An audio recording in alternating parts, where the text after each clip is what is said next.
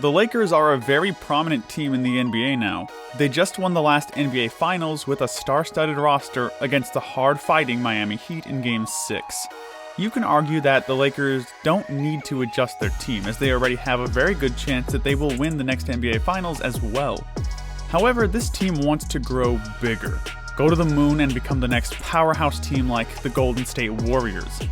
In order for them to do this, they must sign the best free agents, as well as pay attention to their budget. In this video, we'll be going over some amazing free agents that the Lakers could sign, and absolutely need to target to sign. Let's get right into the video. Jared Dudley.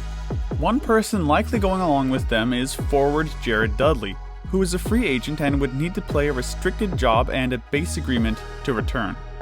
In any case, Dudley said he intends for a revisitation of the Lakers, accepting they need to keep him.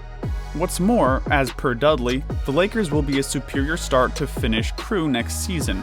We're going to include a few pieces 1 year from now, Dudley said in a meeting with Complex. We got cap space, we can go to free agency, we can get 2 individuals. At that point, we can sign our free agents and go over the cap. So the group that we had, we're going to be better 1 year from now. Giannis Antetokounmpo.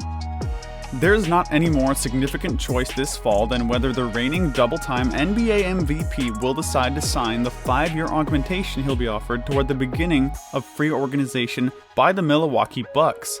That would solidify the Bucks as title competitors well into the 2020s. He has a slight chance of joining the Lakers, however, and if he did, this team might be the best in existence. Yet, it would likewise modify the plans of the groups planning to draw Giannis Antetokounmpo away. The Toronto Raptors won't be as terrified by a proposal to unlimited free operator point watch Fred VanVleet that could harm their cap sheet.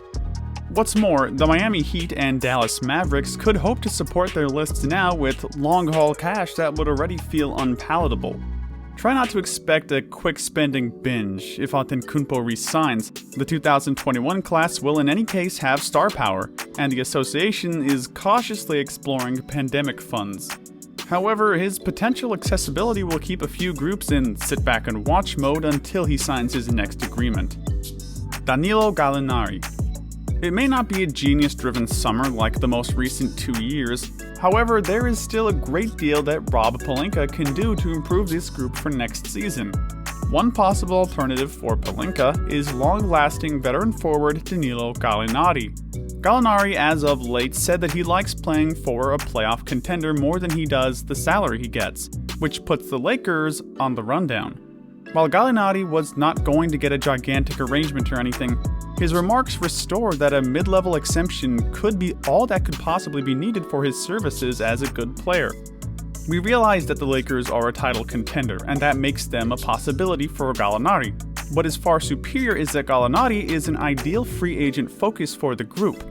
How about we not separate Gallinari's fit in the group, however the possibilities that could be opened if the Los Angeles Lakers marked him. DeRozan. In this market, DeRozan is, as of yet, worth each and every penny. The 26-year-old was named to his subsequent All-Star game this season, and has advanced from a one-dimensional shoot-first, ask-questions-later athletic supernova to a more engaged, essential alternative. He's averaging a lifetime high 23.3 points per game, and positions third among shooting guards with a 21.55 per. DeRozan's use rate, which is 29.7%, has never been higher, and his turnover rate stays at his lifetime normal, which is sitting at a low 1.8. He's climbing, and he'd fit right in with the Lakers. Along with Anthony Davis and LeBron James, he could be the third big star that would basically give a guaranteed ring for the Lakers next season. Except if we're discussing Durant or LeBron James, approaching free operators needs to have probably some guarantee of similarity with D'Angelo Russell and Julius Randle. It's anything but difficult to envision a situation where DeRozan and Russell in the end structure one of the stronger backcourts in the Western Conference. And not for reasons you'd anticipate. VanVleet. 2 years back, VanVleet wagered on himself in free agency, marking a 2-year, $18 million arrangement that he far outperformed as far as on-court value. Presently, he enters free organization as conceivably the best player with an opportunity to migrate. The groups swimming in cap space, for example, the Detroit Pistons, New York Knicks, and Atlanta Hawks, missed the end of the season games, so Van Vliet could be picking between taking somewhat less to play in a triumphant circumstance, or somewhat more to attempt to pivot one of those groups. The Lakers could also probably sign him and take a risk, but they would run out of most of their cap space, which wouldn't allow new players to come in. However, if he does join the Lakers, which there isn't much of a chance compared to DeRozan, then the Lakers would once again be unstoppable. We really hope you enjoyed this video. Comment down below which players you think are going to join the Lakers in the next season of the NBA. Make sure to subscribe if you haven't already as well. I will see you in the next video. Take care.